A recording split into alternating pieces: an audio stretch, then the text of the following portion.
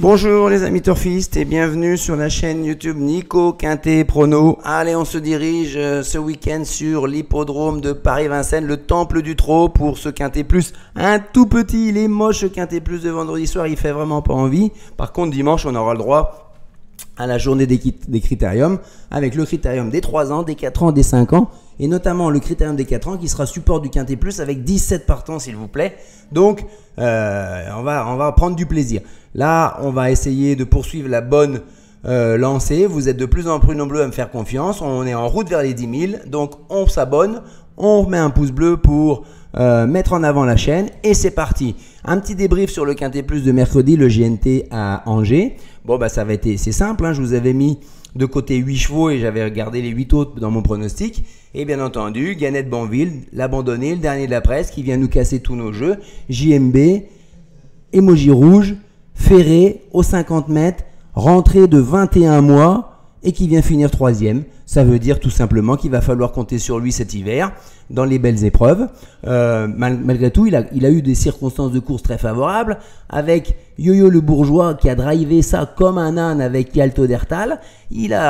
Quand il a tête et corde, des fois il en démord pas, il veut pas la quitter, la lâcher. Quand Aria Carizet a voulu faire un relais, il l'a pas accepté. Du coup, Yo-Yo le Bourgeois, il a fini son parcours à pied. Aria Carizet a noté quand même qu'il a fini quand même 4e dans le lot. Et bien sûr, je vous disais, Horace Dugoutier, gagnant en puissance de cette étape. Si vous bénéficiez du boost du jour en simple gagnant, vous le chopiez à quasiment 2,10, 2,20 gagnant. C'était pas mal pour moi. Hein. Et je vous donnais bien sûr en 2 chevaux le jumelé gagnant avec Gigolo Lover. Pas grand monde n'y croyait, mais franchement, c'était les 2 meilleurs chevaux aux 25 mètres. Voilà. Alors on enchaîne avec ce tout petit lot de femelles de 4 ans qui n'ont pas gagné 55 000 € à l'autostart sur le parcours des 2100 mètres de la grande piste, 9 en première ligne, 7 en deuxième ligne.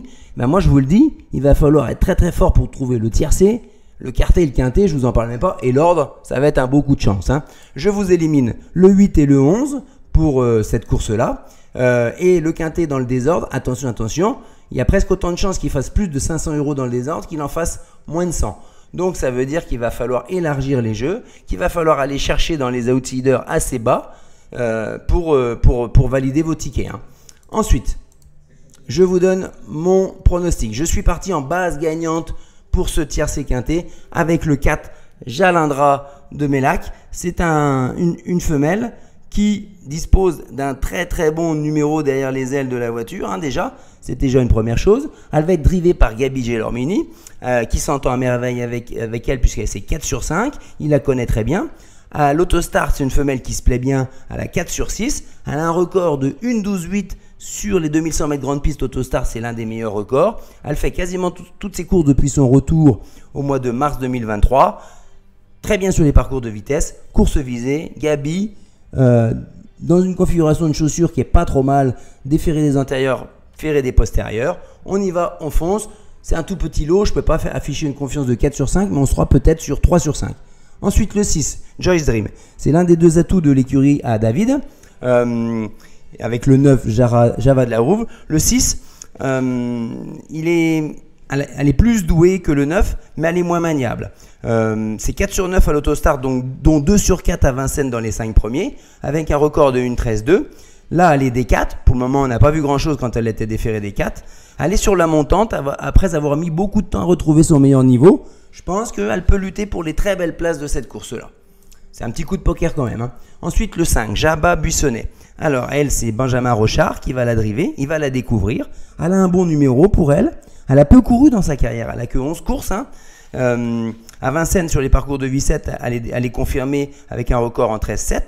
Sur les 2175 départs voltés à l'élastique, s'il vous plaît. Donc, ça veut dire qu'à l'autostart, elle est capable de descendre sous les 1,13. Dans ces cas-là, elle ne sortira pas du tiercé. Elle est déférée des 4. Elle a 2 courses dans les jambes. C'est la course visée avec Benjamin Rochard. Ensuite, le 14, Jaliska Madric. C'est mon premier outsider. Seulement 15 courses dans sa carrière. Hein. La drive de Mathieu Mottier.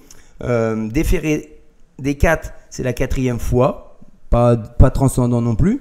Sur les parcours de vitesse à l'autostart, c'est 4 sur 6. Avec un record de 1,13,2. Le 26 août dernier, derrière le 3 Joli Smart et le 10 Jessie des pistes. Mais par contre, elle avait fait un très très bon finish. Elle était partie 30 mètres derrière les autres à l'autostart et elle avait fini avec eux. Donc, une revanche est possible. Elle doit confirmer sa belle fin de course précédente. Ensuite, on y va avec le 3 Joli Smart, justement. Mathieu Abrivard à la drive. Elle va être certainement l'une des favorites de la course. Elle a une victoire sur le parcours dernièrement, en 12-9. Mais par contre, elle a seulement 2 courses corde à gauche qui elle peut être un peu inconstante. Corde à gauche, c'est pas la sécurité sociale pour moi. Mais malgré tout, elle a le droit d'être dans les 4. Ensuite, le 10, Jessie des pistes. Sa dauphine lors de la dernière course. C'est pas une musique extraordinaire dans sa carrière. C'est seulement 8 fois sur 24, c'est-à-dire 33% des cas où elle finit dans les 5. Elle n'a qu'une seule victoire.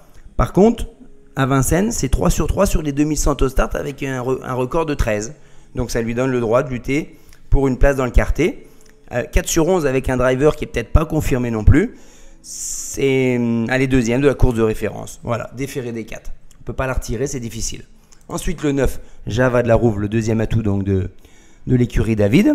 Elle, 18 courses dans sa carrière, 11 fois dans les 5 premiers. Elle reste, s'il vous plaît, sur 3 deuxièmes places et une victoire. Et bizarrement, c'est depuis qu'elle est déférée des 4 qu'il l'a complètement transformée.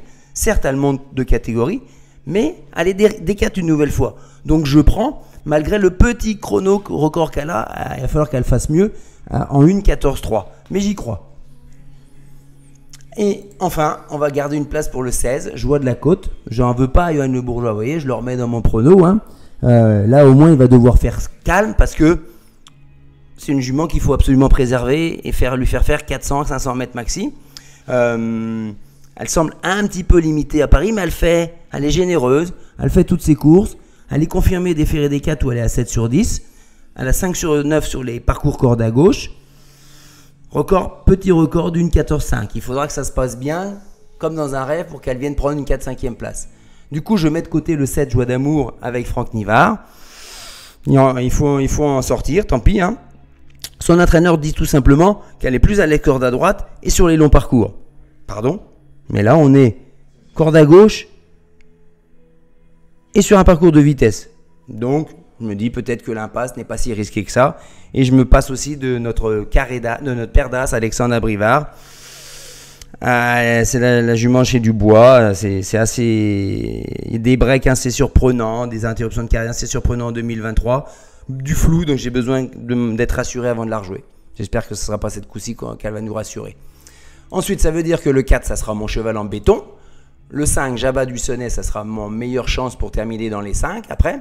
Le coquin, ça va être le 14, Jalisca Madric. Et la déception, ça peut venir de Alexandre Abrivard pour une fois avec Just Glory. Il ne dispose pas d'une première chance, il faut le reconnaître.